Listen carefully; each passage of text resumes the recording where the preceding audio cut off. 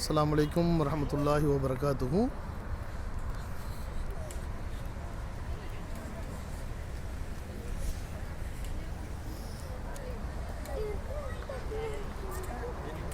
இதுதான் மதீனாவில் உள்ள சல்மான் ஃபார்சி ரலியல்லாஹு தஆலா அவருடைய பேரீச்ச மர தோட்டம்.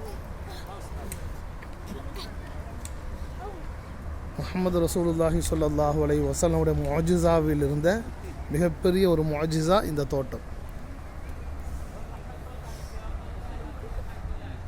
300 பேரீச்ச மரங்களை நபி ஸல்லல்லாஹு அலைஹி வஸல்லம் பேரீத்தன் நாற்றுக்களை கன்றுகளை நபி ஸல்லல்லாஹு அலைஹி வஸல்லம் தன்னுடைய முபாரக்கான கரத்தால் நட்டி ஒவ்வொரு மரமும் ஒவ்வொரு நாற்று காய்ப்பதற்கு 5 வருடங்களுக்கு மேலாகக்கூடிய நிலையில் நபி ஸல்லல்லாஹு அலைஹி வஸல்லமுடைய முபாரக்கான கரத்தால் வைத்த இந்த 300 மரங்களுமே ஒரே வருடத்தில் காய்த்து மிகப்பெரிய ஒரு முஅஜிஸாவை ஏற்படுத்திய இந்த தோட்டம்தான் நாம் பார்த்து கொண்டிருக்கக்கூடிய அற்புதமான இந்த தோட்டம்.